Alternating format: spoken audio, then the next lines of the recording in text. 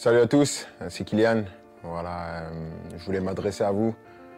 Depuis le temps, j'avais toujours dit que j'allais m'adresser à vous quand le moment serait venu.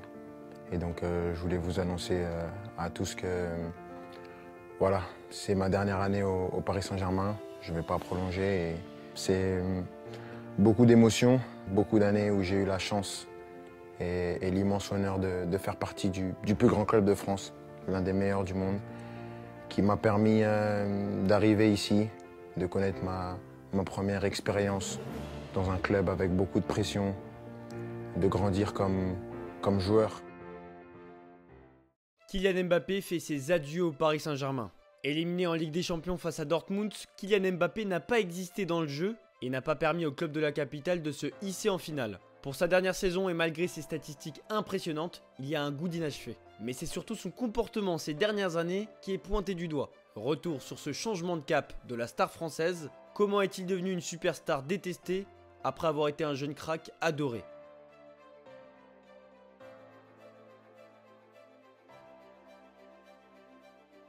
L'Autun, c'est le nom inscrit sur le maillot de Kylian Mbappé lors de sa première entrée en jeu sous les couleurs de l'AS Monaco le 2 décembre 2015. Personne ne le connaît à ce moment-là, sauf ceux qui le suivent de très près depuis un moment. Il faudra attendre le début de l'année 2016 pour que Mbappé fasse son trou dans le milieu professionnel, et de quelle manière. Il remporte le titre de champion de France avec 15 buts, le tout à 18 ans.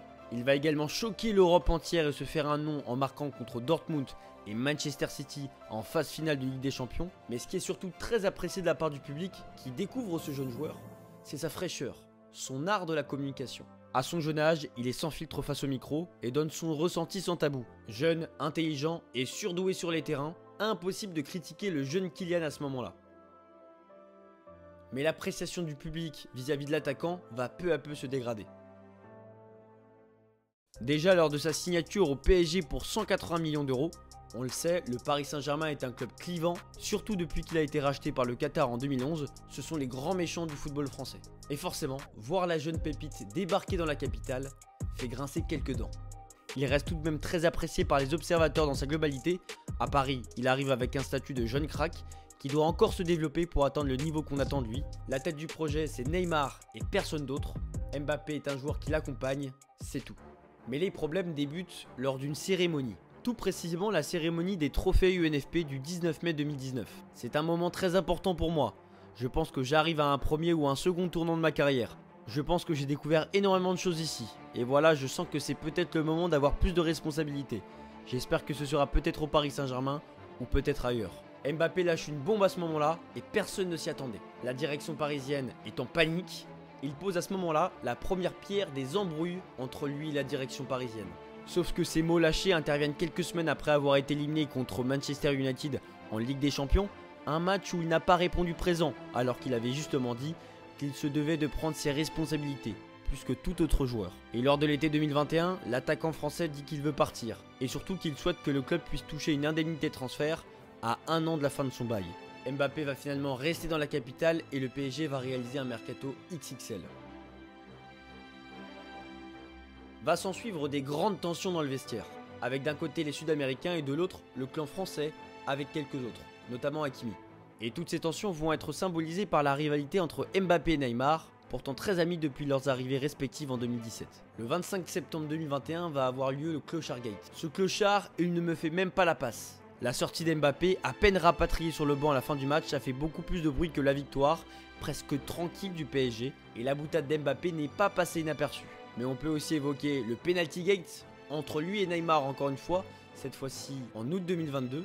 L'arbitre siffle une main d'un défenseur montpelliérain dans la surface à la 43e minute, juste avant la mi-temps. Paris menait 1-0 et Neymar s'est emparé du ballon pour aller frapper le penalty. Mais Mbappé, qui en avait raté un quelques instants plus tôt, est venu parler au Brésilien, comme pour l'inviter à le laisser tenter de nouveau sa chance, sans doute dans l'espoir de se rattraper.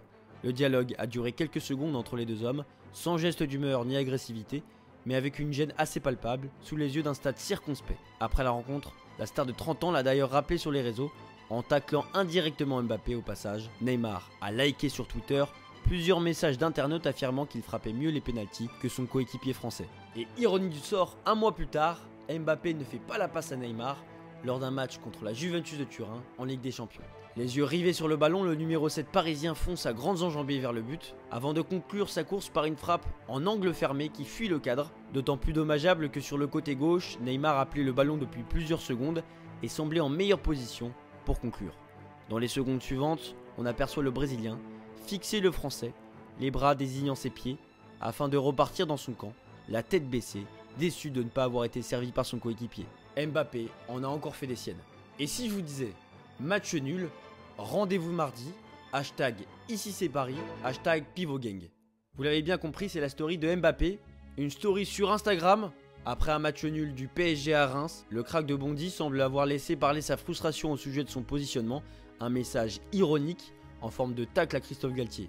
Et lors du dernier rassemblement de l'équipe de France, il avait fait cette déclaration qu'il était plus à l'aise en équipe de France aux côtés d'Olivier Giroud, qui est un pivot, plutôt qu'au Paris Saint-Germain, où on lui donne justement ce rôle. Décidément, Mbappé n'est jamais content.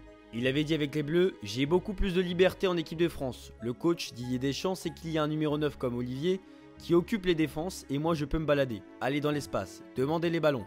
À Paris c'est différent, il n'y a pas cela, on me demande de faire le pivot. » Avait-il indiqué, laissant peu de doute quant à sa préférence. Mbappé a voulu prendre les commandes du navire à lui tout seul, notamment en évinçant Messi et Neymar l'été dernier, mais aussi en construisant un collectif autour de lui.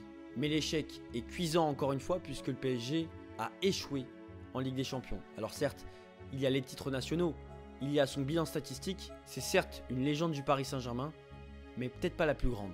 Alors qu'il devait partir en 2022, encore une fois, il a prolongé son contrat jusqu'en 2025. Mais il y avait cette fameuse année en option à réactiver avant juillet 2023, ce qu'il n'a pas fait du tout.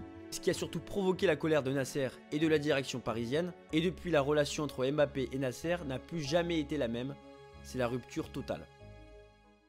Finalement, aucun hommage n'a été donné aux joueurs de la part du club. Mis à l'écart l'été dernier parce qu'il n'a pas voulu activer la clause, il a réintégré le groupe en disant qu'il allait prolonger, chose qu'il n'a pas faite. Il a menti pour pouvoir faire sa saison comme il l'entend. Mais Luis Enrique lui a tout de même ôté plusieurs minutes, préparant la saison d'après. Ses adieux sont faits de manière assez froide, dans une vidéo sur les réseaux sociaux, mais il va réitérer son au revoir à Paris lors de la dernière cérémonie des trophées UNFP.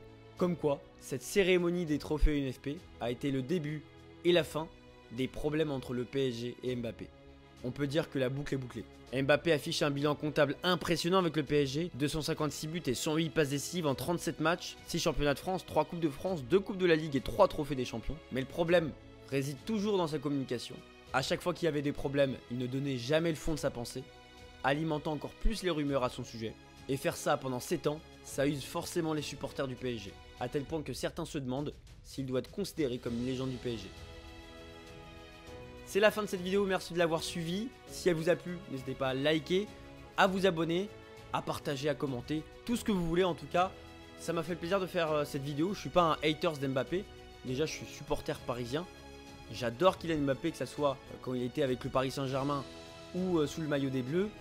Et je vais aussi l'apprécier quand il sera au Real Madrid. Il faut dire ce qu'il est. C'est vrai qu'il n'a pas été toujours tendre avec la direction parisienne. La direction parisienne n'a pas forcément fait les choses qu'il fallait aussi. A tendu le bâton pour se faire battre.